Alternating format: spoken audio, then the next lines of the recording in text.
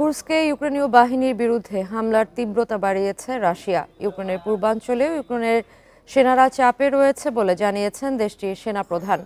এদিকে কুর্স্কে ইউক্রেনীয় সেনাদের বিরুদ্ধে লড়াইয়ে উত্তর কোরিয়ার ৩০ সেনা হতাহত হয়েছে বলে দাবি কিয়েভের, যদিও এ নিয়ে এখনও কোনো মন্তব্য করেনি মস্কো।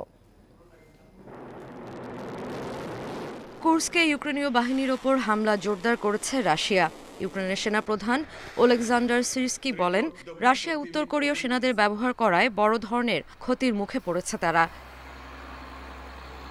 এছাড়া ইউক্রেনের পূর্বাঞ্চলের দোনেৎস্কেও ইউক্রেনের সেনারা চাপে রয়েছে বলে স্বীকার করেছেন তিনি। রুশ সেনারা এবছর সবচেয়ে দ্রুত গতিতে অগ্রসর হচ্ছে বলে জানান সেনাপ্রধান। এদিকে কুর্স্কে ইউক্রেনীয় সেনাদের বিরুদ্ধে লড়াইয়ে উত্তর কোরিয়ার ৩০ সেনা হতাহত হয়েছে বলে দাবি করেছে কিয়েভ।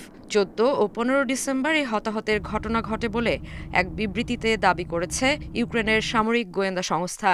এছাড়া কুরিলোভকা গ্রামের কাছ থেকে ৩ উত্তর কোরীয় সেনা নিখোঁজ হয়েছে বলেও বিবৃতিতে জানানো হয়। যদিও এ নিয়ে এখনও কোনো মন্তব্য করেনি মস্কো। দক্ষিণ কোরিয়া, যুক্তরাষ্ট্র ও ইউক্রেনের গোয়েন্দাদের তথ্য অনুযায়ী অন্তত ১১,০০০ উত্তর কোরীয় সেনাকে রাশিয়ায় পাঠানো হয়েছে।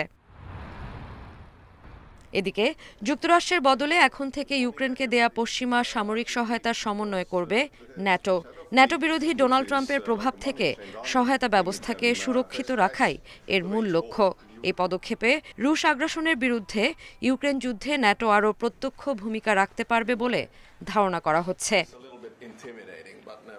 আগামী ২০ জানুয়ারি শপথের মধ্য দিয়ে দায়িত্ব গ্রহণ করবেন ডোনাল্ড ট্রাম্প। তিনি আগেই জানিয়েছিলেন রাশিয়া ইউক্রেন যুদ্ধ দ্রুত শেষ করতে চান, তবে যদিও কিভাবে শেষ করবেন তা জানাননি। দীর্ঘদিন ধরেই ইউক্রেনে মার্কিন আর্থিক ও সামরিক সহায়তার সমালোচনা করে আসছেন ডোনাল্ড ট্রাম্প।